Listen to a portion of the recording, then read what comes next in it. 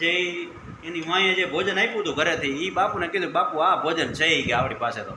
એટલે બાપુને પોતે ભૂખ્યો રહ્યો, સમજાણું? ભલે એ પોતે ભૂખ્યો રહ્યો ને બાપુને જમાડ્યા, બાપુને ઉડકાર આવ્યો મસ્ત મજાનો, એટલે બાપુને મજા આવી ગઈ કે બેટા તે ભૂખ્યો રહીને તે ખાધું કે ના બાપુ મેં નથી ખાધું. એટલે બાપુને મજા આવી સાધુ મહાત્માને કે ભાઈ પોતે ભૂખ્યો રહ્યો અને મને જમાડ્યો. તો એને એમ થયું બેટા માઇક તારે શું જોઈએ? કે બાપુ મારે તો કાંઈ જોતું નથી. કે ના ના એ કે તું કાંઈક માઇક કે. પણ છતાં મજા આવી ગઈ ને સાધુ મહાત્મા, એટલે એને સામેથી એક વાંસળી આપી. એટલે કે હાલે બેટા તને વાંસળી આપું છું,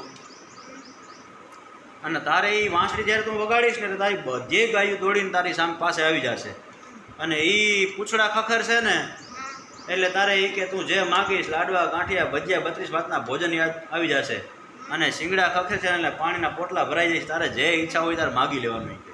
એટલે કાંઈ વાંધો ને બાપુ. અને બાપુ એની હાજરીમાં જ વાંસળી વગાડી, ગાયું દોડીને આવી ગઈ બાજુમાં જો ભાઈ.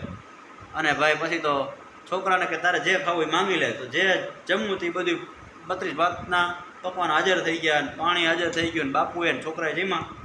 હવે આ છોકરો તો કાયમ આવી રીતના જમે ભાઈ, અને મજા કરે. એટલે વળી ઓલી એની નવી માં હતી ને એને ઉપાધિ થઈ ગયા, મારો બેટો એ કે ઓલો ચીબડાનો વેલો કાઢી નાખ્યો હોય કે આને કાંઈ ખાવા તો હું દેતી નથી, અને મારા છોકરાને કાંઈ કે હું દૂધ દહીં છાશ અને ઘી ખવડાવું છું, માખણ ખવડાવું, તોય એ કે આ પોતાય કેલા જેવા જ રહે છે ને આને એ કે હું કાંઈ ખાવા દેતી નથી, તો એ કે તગડા જેવો થતો જાય છે. ઓલા નાના છોકરાને કે બેટા જાને એ કે આ ભાઈ અહીંયા જઈને ખાય છે શું? એ કે ઓલો છોકરો તો પાછો ભાઈ જ્યારે ગાયું છોડીને કે ભાઈ મારે તારી હારે આવું છે. એ કે ભાઈ અહીંયા ન હોય, અહીંયા તડકો લાગે, તાપ લાગે અને કાંકરા લાગે, કે ના મારે આવું જ છે. કે તો કાંઈ નહીં કે વરી આ તો ભાઈ વાળી અહીંયા આગળ જંગલમાં ગયા, બપોરનો ટાઈમ થયો, છોકરો મીઠું વેન કરવા ભાઈ